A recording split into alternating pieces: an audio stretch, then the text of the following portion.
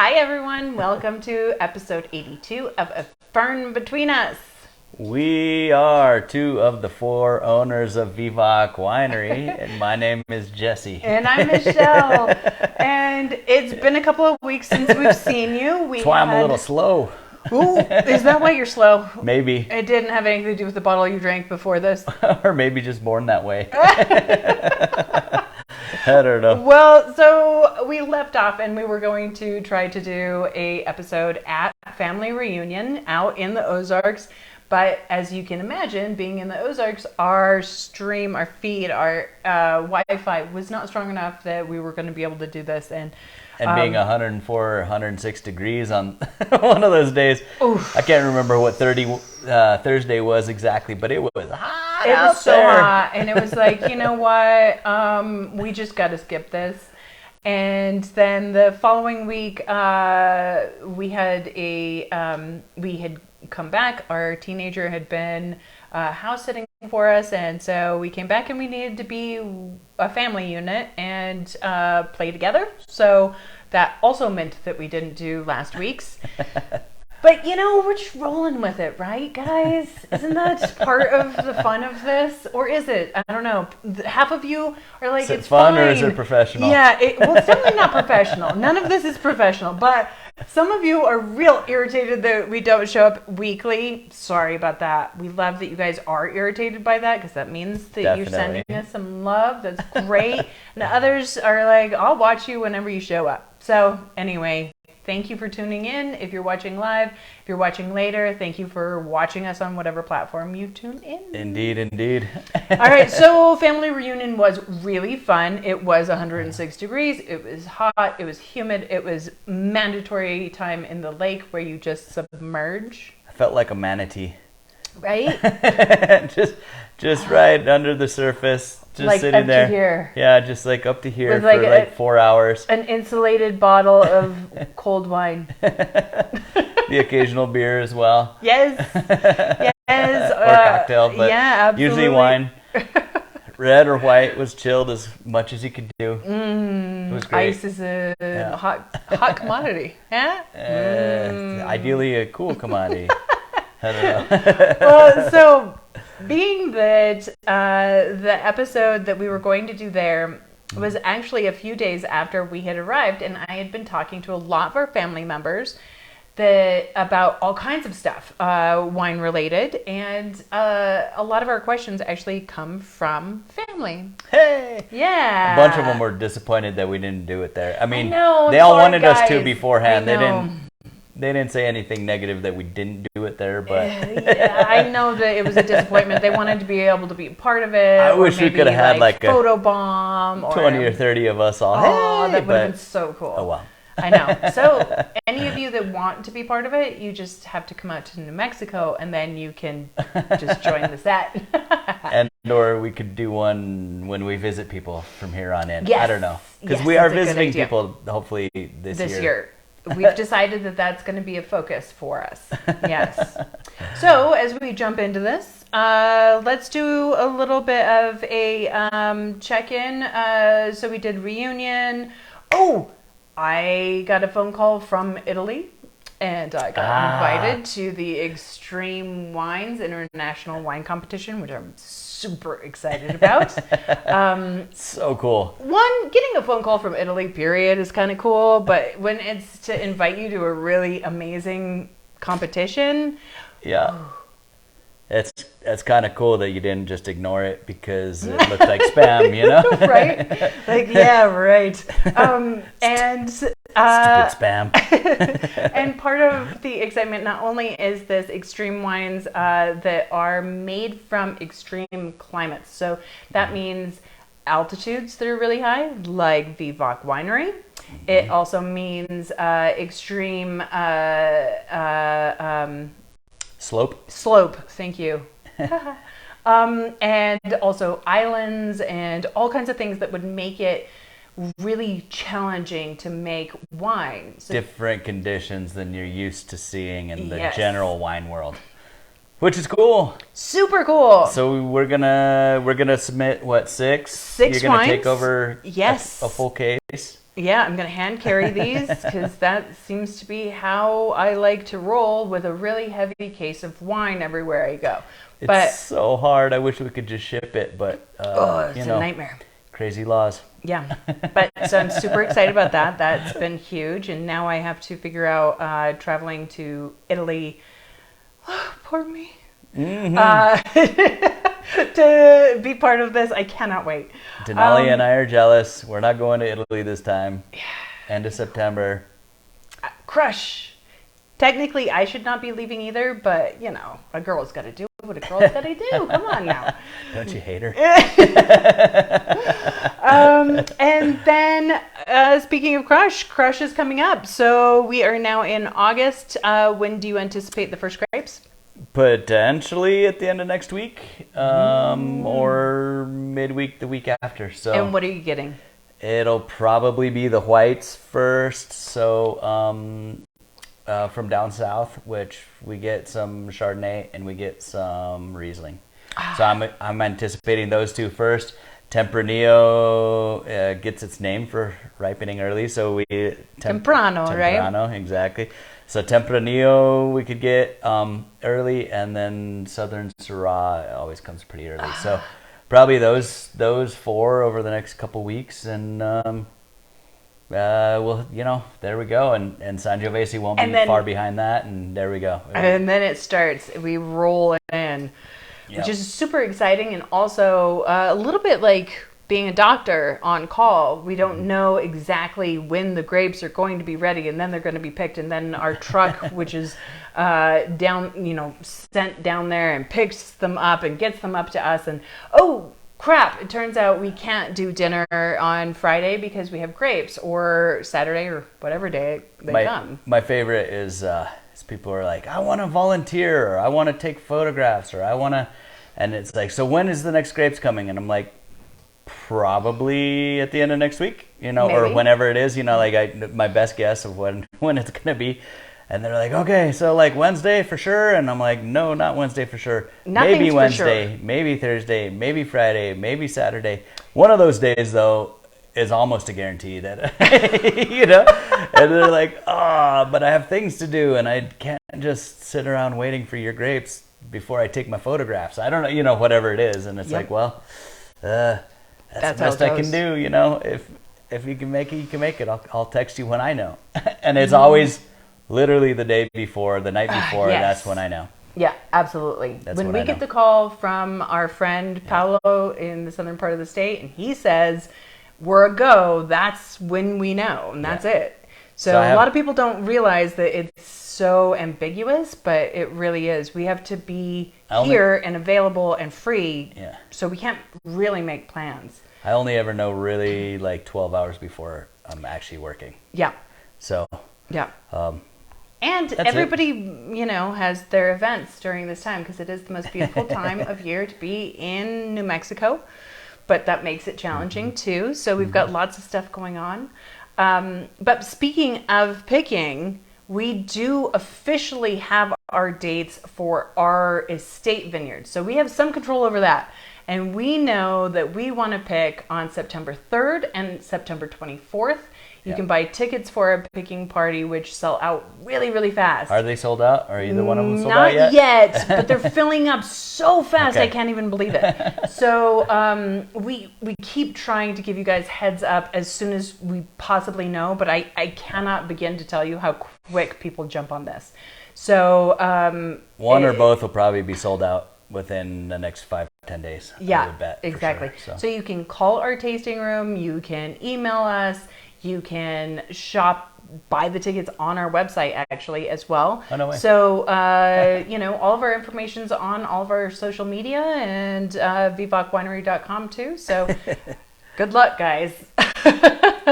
And I'll be leaving the day after our September 24th. I tried to leave before because I wouldn't let her. I have to do so much work for these, all the little tidbits that you guys don't see that make it come together. It's a lot of work, and I was hoping to be able to escape before that, but nope. So I'll see you there. I might have to like leave early or something. No, you can't leave early. All right, so now let's talk about the wine club wines that went out. And we've got Barbera and Aglianico. We've got 2 Italian grapes. Nice. Yes. Barbera's from the area that you're going to for your extreme wine competition. You'll be just north of Piedmont, which Barbera is the home of Piedmont. Or Piedmont is the home of Barbera. Yeah. And then you'll be in Val d'Aosta, which is, what, maybe an hour north of there or something like that? Yeah, I think it's an hour 45. Okay. Cool. What do you think of the... Not that I happen to be checking into this. what do you think of this and in comparison, like what tell us about Barbera and tell us about what you see here. Well, shit. I didn't anticipate being put on the spot. I thought I was going to put him on the spot. So Barbera is one of those great grapes that are in the Piedmont region. Nebbiolo is really the king of grapes there. So that's the Barbaresco and Barolo that you guys are familiar with. There's also Dolcetto that is grown there. But Barbera is actually one of the more prominent grapes that a lot of people don't realize because they're so busy looking at Nebbiolo. Barbera d'Asti is one of the best expressions of Barbera. One of the things that I find different between your Barbera and Barberas from that region is this is a little smokier. Okay. That is a little bit consistent too over all of these years. I don't know if you can ever pull back enough to not, unless you just simply did not oak it, to ever, make that kind of transition. Interesting. And it's very unique and it's beautiful. It's delicious. I love the kind of smoky bacon elements that you get on this Barbera. And it lends itself, because it's a little bit denser, to a little bit stronger meats. And I feel like because, of course, that region is great with truffles and, prosciutto and all of those cured meats. But this actually, because it's a little fuller and a little smokier, would be so amazing with the wild boar and those kind of, it definitely pairs nicely with some of the game that you hunt as well. Do they have wild boar in Piedmont? No, but I'm just saying. But it would pair. Yes. If you drop down into Tuscany, you got the wild boar. Right? It's only a few hours away as well, so. Maybe I won't come back. I'm just going to go down and I'll tell you guys all about it. Honey, I'm in Piedmont and now I'm going down to Tuscany to try out this theory on Barbera. No. You'd have to learn Italian, and you're not going to do that, I can tell. I would do that immediately. No, you're not going to do that. If I lived there, I would. I promise. Okay, so what do you think of the Barbera, and what is it like to make it? I kind of feel like there's... I feel like it's a diamond in the rough in a weird way. It's super rustic, no matter how I try to polish it. It just doesn't want to act like that. So I feel like it's a difficult grape, even though it never has problems. So I don't know why I would, but I. Well, the acidity can really be intense, and I feel like that's sometimes what I turn away from on Italian versions. Is the acidity is so high. Oh, interesting. That I would rather maybe not, other than like the initial glass to kind of start with your appetizers. Yeah. I don't know. To me, I love it, but I also rarely want to drink a whole bottle. So it feels like even though it's lighter a little bit, it feels heavy to me. I really dig on it, but I dig on it for like a glass and a half. 100%, it's a food wine. It's a food wine. So you can have an entire bottle or two with your meal, especially if you have one of these extended multi-course Italian that I'm going to be having, that I'm going to be like posting about. I swear to God. To the moon, you know? No, I don't actually. That's 1950s thinking. I love Lucy. Come on, Jesse. You could do better than that. I did try to put my hair up, you know. Okay, so then next we have the Aglianico. Aglianico. I'll get that in my glass here in a second. Yes. I love Aglianico. Oh man. Aglianico, spelled with a G, by the way. A-G. Just messing with you. Just one of those good Italian spellings to mess with American English speakers or whatever. Mm-hmm. But Aglianico is one of the best grapes, I think, anywhere. It's kind of native to southern Italy. It is... Which has been hotly debated, okay? That's an interesting thing. Yeah, get into that. So they had said that actually it was native truly to Greece, and now it's being contested and saying that it was truly native to mid-Italy, and then moved to Greece, moved back to southern Italy, which is... I don't know. Everybody's finding these things out as we do DNA. What do they call it in Greece? Oh.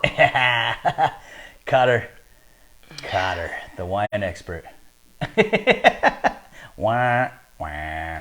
You know what's amazing is maybe I'll go and find out myself. Damn it. Wah, wah. No, I don't know what it's called there either. I don't know. Right? Maybe that's where the G came from. I really should have looked it up. Sometimes I look these things up for a millisecond just before to prepare or whatever. I didn't even know what we were doing, but I did know we were going to taste these, and I didn't do any homework. Sorry. Aglianico today is found primarily in southern Italy. Yes. But a lot of people think of it as a Greek grape, and they do beautiful expressions. Towards the boot heel, especially, I think, is where it mostly comes from. Am I right? Yeah. And then those wines are great. Those wines are fabulous, and it's being grown more and more around the world, different places, warmer climate, obviously. Heat, the volcanic soil. It loves southern New Mexico. Which is heat and volcanic soil. I know, right? And every time we make this wine, I really love it. It's the opposite of Barbera. Barbera is kind of like a medium body, kind of lighter-ish, you know, but feels heavy. Aglianico is probably our heaviest body wine, but feels light. I don't know, and I you know, it's got strong tannins, but it's not like overwhelming. It's got lots of florality. It doesn't come in super ripe ever, so it's not like over alcoholed. I just love it. The way you make it is not super alcoholed, but that's a nuance that Vivac Winery does that I love. That is very specific.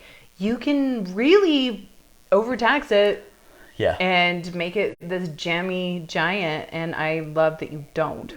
The fruit on it is kind of like lighter berries, not like super pruny stuff, you know.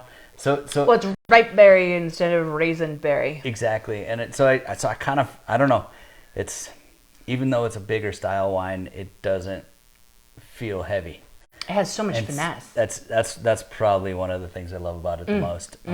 It almost smells like a ruby port or something on the nose, slightly, like. Without the oxidation, without the brandy, it's without anything that would make it a port. No, but you know, ruby ports are fresher and have like fresh fruit in them. They're not like, it doesn't come across as raisined and stuff like that. I don't know. That's what I think. But what do you think? No, I love, it's definitely very, very ripe fruit. So if you think of it, anybody that's getting into wine and unsure what we're talking about. Okay, ripe red berries versus ripe purple berries, though. Right, so there's if you think of berries, so strawberry, cranberry, cherry, or cherries aren't berries. But so the point being that you're thinking in those aspects, and the how far it goes from being that super, super tart when it's not quite ripe into a ripe berry, and then into a really fully ripe, maybe moving into past ripe, where you're starting to think, what am I going to do with this? Do I need to turn it into a syrup and put it over pancakes? That kind of thing. These are nuances that you can really focus on in the wine. And then, like you were saying, there's dark berries, there's red berries. Yeah. You know, where does it fall? And it's definitely a very ripe red berry. Ripe red berries. And they're so delicious. They're really popping out of the glass. I also love the mid palate. It has a lot of lift, so that really you taste it. It goes, you know, all the way back as a full experience without it dropping out. I hate wines that drop out mid palate and then bounce back at the finish. It's been a minute and I haven't stopped tasting it. Yeah, it goes long on. finish. It's one of my favorites. Very beautiful, and and I also think it really took the oak, and you guys had a very elegant hand with the oak on this. I love. I'm trying to back off slightly. I love it. Trying to back off it. slightly. It's hard though. You don't. Well, it's so hard. You put the wine, a new wine, into a barrel, and then you have to look into the future to see what it might be. That is a talent that is very unique. And I cheers winemakers all around the world, especially Jesse and Chris. Oh, come on. I really... We tried. You know I don't lie, too. I know. I would, too, tell him, like, even with maybe you not guys in front watching. of y'all. No, not in front of y'all. Well, maybe you would. But this is a particularly fantastic wine. It's one of my favorites that you guys make. And this vintage is particularly beautiful. I just think it's so cohesive. This is the 2020. We just released it. Mm-hmm. I just went out to Wine Club. Mm-hmm. Oh, I mean, it's amazing. It's hard to stop talking about. Okay, but we are, because we do have some questions. Good. I want questions. Yeah? Yeah, I like the questions. What do you feel the meaning of life is? Are you serious? No! I can answer that. You want me to? I'm a cynic. Let me answer. If it's not I'm the love of your life and like I make everything better, then I don't really want to hear it. All right, what? Keep it quick. Yes. She's the assistant's supposed to be there. I know. She's like distracting me. Okay. Otherwise, I'm cutting you off. Meaning of life. There's no meaning, people. Yes. And so we're gonna go on to our first question. No, what? Nope. We don't need to have that conversation. If you believe that way, that's great. If you don't, that's still great. We want wine for everybody, and we aren't gonna be. I'm also gonna get political or religious. Okay. I swear. Our assistant highlighted in a dark green that I can't see. Okay, so what do I do with a wine I don't like? We get this over and over and over again. People are really conscientious about, oh no, I'm not supposed to, like, I guess I just have to drink this swill. Like, if you buy a wine and you get it home, you open it and you're, oh, this is definitely not to my liking. This is a question that came from Family Reunion, and I cannot tell you guys enough. Put some ice in it, put it in the blender, add a little sugar, make it into a wonderful cocktail treat. You can add... Wine cocktails are amazing. Yep. And even bad wines turn into great cocktails real quick. So add a little gin, add a little lavender, create like vodka, a whole thing. Little, whatever. Wine margaritas. Some frozen berries, some, all that stuff. Anything that you think might go with what you just tasted, go that direction and make a beautiful sangria of some sort. Yes, it's okay. Yeah, I promise. We do this too. With expensive wine, if you don't like it, do it. It doesn't matter. It's fine. If you're not going to drink it and you're going to pour it out, wouldn't you rather create something fun and just enjoy it? There's lots of people, you've heard of the rum and coke. Lots of people do red wine and coke. Not in the U.S. necessarily, but this is a very common thing, a splash of coke in your red wine. Mm-hmm. That solves so many problems. If you've got problems with it, that will clear it up fast. Yep. So don't be ashamed. It's great. It's great. It's just a cocktail. At that point, it's just a cocktail. You're not evaluating a wine.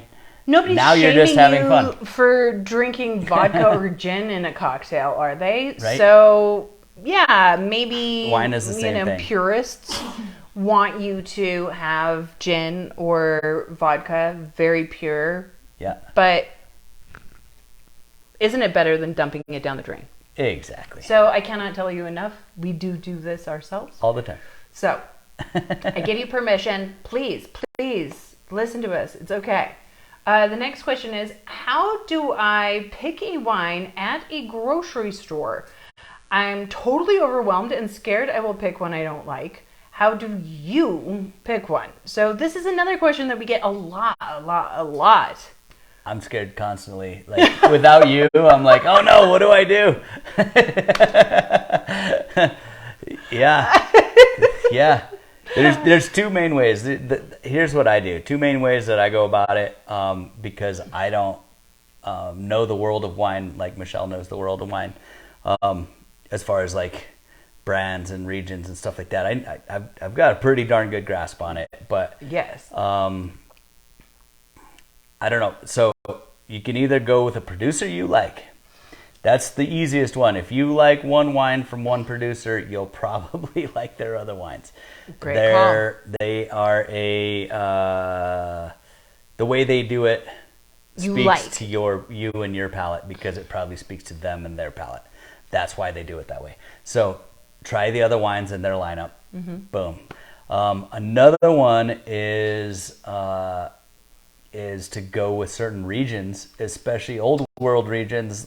If there's an old world region that you like, the other wines from that region are going to taste almost identical. Less so in any of the New World places. You know, New World means Americas, Australia, North and South America, Australia, and South Africa. Mm-hmm. Those are the main ones you'll see at the grocery store or whatever. If there's a place you like, but there's a few exceptions to that. Like Napa Cab is pretty much in the same genre most of the time. New Zealand Sauvignon Blanc most of the time it tastes almost the same across brands. New Zealand actually does a good job of being pretty true to their stylistic, but they're really trying to branch out of that. Right. So that's interesting, and we'll see what happens on the market with that. But yeah, right. It's nice, but it's nice to be able to be like, I can get a whatever from a certain region. If you like Riojas, you can kind of choose like, well, I feel like spending $10 today, or I feel like spending $25 today. You can get one, and they're if you like one, you probably like the other. You know what I mean? Well, and I've always, when we get this question, I usually talk about how to buy thrifty, and that you buy 6 wines always, because that's the deep discount. You look at the tag, it has the regular price, and then it has the discount price, and then it has if you buy 6 price. And if that difference between the regular price and the buy 6 is at least $5, which often it's 10 or even 12 if you're paying attention. That is huge. And if you take it home, take one home, open it, see if you like it. If you like it, go back and buy a bunch.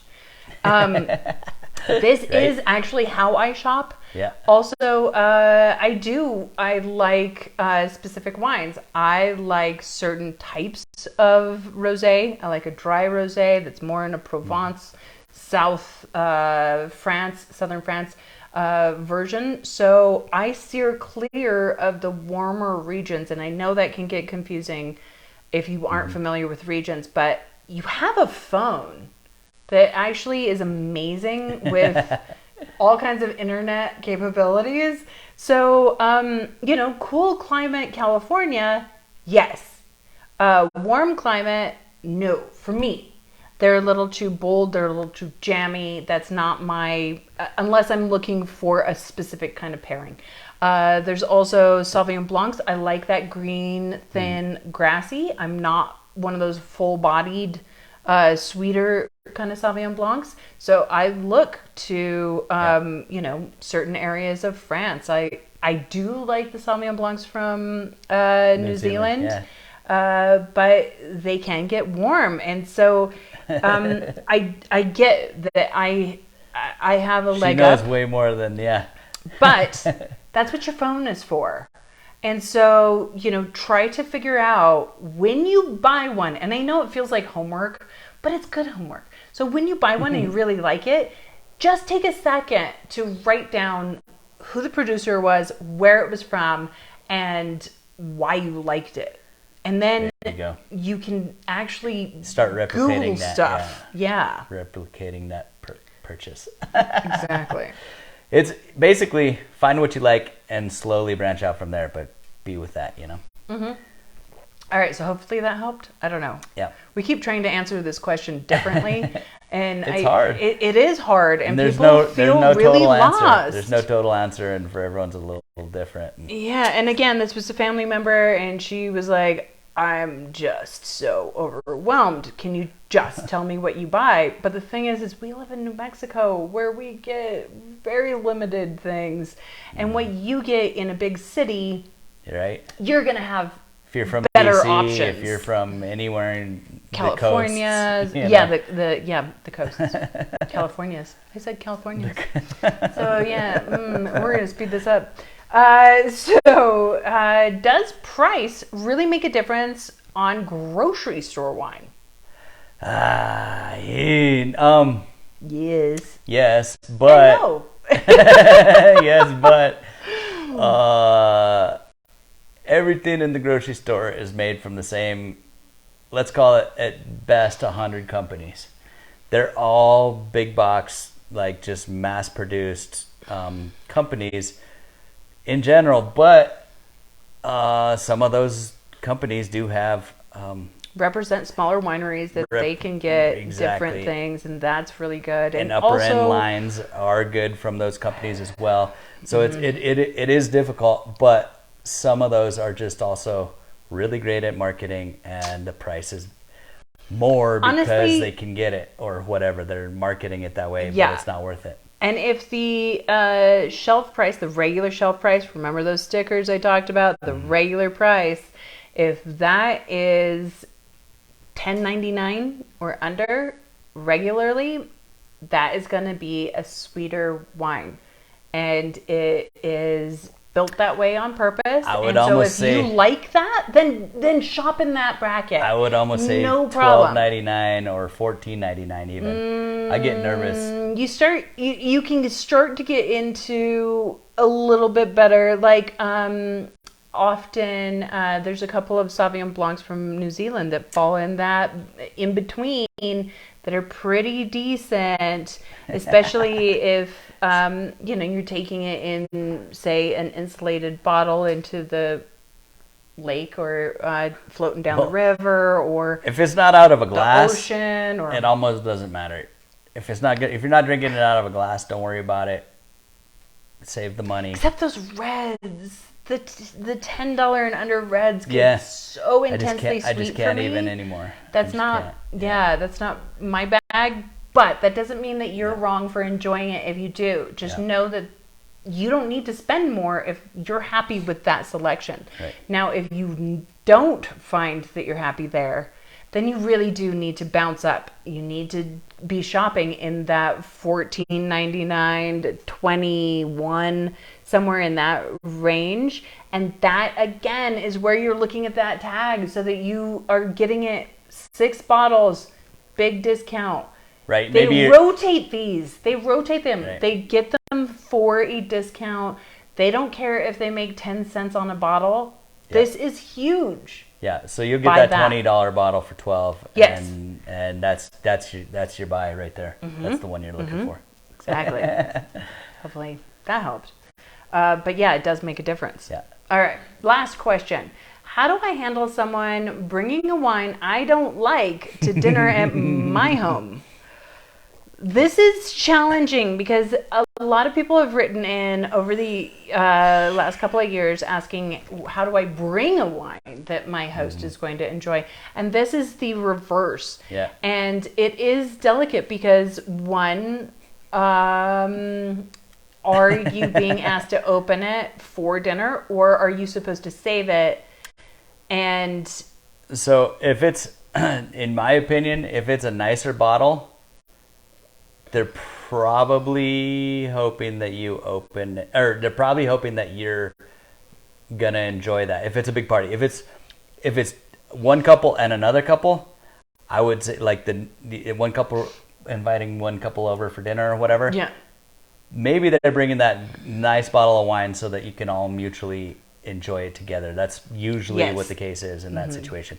If it's for a party and they bring a nice bottle, they want that to be they want put you aside. guys to put it away and don't give it to every 18-year-old that walks in the room kind of deal that's not going to enjoy it. Are you giving 18-year-olds wine? Is that what you're saying? No, of course not. I wouldn't endorse that. Nope. Necessarily.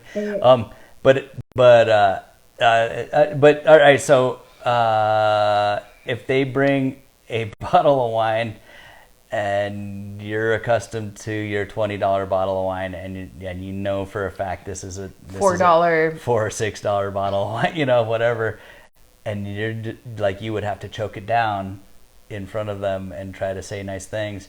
That's a miserable situation. In that situation, I would say, listen, I've got this whole meal paired already. Here's what I'm bringing out. Thank you so much, and we'll put that aside. And for this meal, I'm gonna, for the appetizer, I'm pairing it with this. For the dinner, I'm pairing it with that. The dessert, we're gonna have some whiskeys, whatever. And then you make sangria tomorrow or some other day out. Well, there is that. Or regift it as a gag gift to another wine lover. Oh, that's so mean. No. The other thing is that maybe your guest prefers, especially if this is somebody that comes to your home on a regular basis, they might prefer a sweeter wine, and you don't realize that you're pouring something that they don't particularly like, and they're trying to be very kind in saying, this is my favorite brand. Here's one I brought, and can we please open it, because I don't want to drink the bitter stuff that you're pouring. So I also think it's also nice to just simply say, thank you so much. Always a thank you, no matter what. Yeah. Wine is a gift, is a gift, is a gift. Beautiful. Love it. And so I think you say, oh, this is great. I have some wine selected for dinner, but I'd like to open this as well. Are you okay with that? And they can tell you, no, I'd like you to save it and make sangria tomorrow. Or that would be great. And they're excited. And then they're, you can very carefully, move the wines around and enjoy what, oh gosh, I still have a lot of this one in my glass, but I'll get to that one soon. The thing is, you don't want to be rude to a guest who's brought you something, and you also don't want to shun anybody from enjoying wine. Exactly. That's my number one. Them. Don't snob them. Snobbing about wine has been done, and we can get over doing that to people. Exactly. Not everybody knows it's time to be inclusive, not exclusive. It's not that, and I think it's okay to say how you feel about what you want to drink. I think there's also some amount that we've been too polite for too long. Just say, this is not to my palate. Thank you so much, but I'm going to keep drinking this amazing Aglianico and Barbera, and please enjoy as much of that wine that you brought. I'm so glad that you did. It's okay, and it's okay to say that and have this open conversation where nobody's now feeling shy or embarrassed. it's just the truth of, I mean, Right. wouldn't you honestly say I want a well done steak versus I want a rare steak? Because Correct. that's going to make a difference. And they ask you, don't they? Beer drinkers have been doing this for years. They say Yes. they go to they drink come to a IPA. winemaker's house or a wine people house, and they're like, "Look, I brought my 6-pack. I'm gonna put it right here in the fridge. I'm gonna have a beer every once in a while because that's what I drink." Mm-hmm. We need to, as wine drinkers, we need to figure out how to also accommodate and be totally fine with, and they need to feel comfortable saying that. Like, and we need to be comfortable saying sweet wines and dry wines, taste, and it's nothing against you. The sweet wines and dry wines are two totally different things, and they have their people that are the believers in those situations, and that should be totally fine. I'd rather them be drinking sweet wine than saying I don't want to touch wine. And I'd rather them again. Bring their own sweet wine. That's so rad. Please bring it. Yeah. And it's okay that you don't enjoy our really dry wines. That's fine. And in fact, as a super host, you should probably have beer, whiskey, sweet wine, vodka, sweet wine, and dry wine. All of those things, kind of like for the like, hey guys, I've got all these options. I'm gonna drink the Aglianico here, but I'm not gonna. But I've got vodka if you need that, and mixers. I've got beer if you want that. I've got some sweet wine for you guys. I've got, we should be doing that as the excellent hosts that we maybe are. we should be better at this. Yeah, as a whole. Yeah, because everybody's chemistry and palate is different. So I don't know. Totally. So don't feel shy. Don't hesitate to share. Don't hesitate to share what you feel, what you like, and also it's totally okay. Open it for them. Yeah. Don't feel bad about it. Yeah. I think feeling bad is part of what makes it awkward. Okay, so that's it. We are going to just send you off with a couple of tidbits. We are still doing karaoke Fridays, live music happy hour Saturdays. We have Chef Gabriel, who makes amazing food. Oh my gosh, that amazing gourmet hot dog. I know. It had like a pico de gallo, like a compote It on was top. the best hot dog I was like, what? ever. And then he's making tacos every week. But he shows up at both of those events, which is really fun. We, of course, have our gourmet picnic items. Bring the kids, whatever you need. No cost, it's no cover. And we hope to see you soon at our next many events. We also have a tea party on August 28th. It's going to be brunch.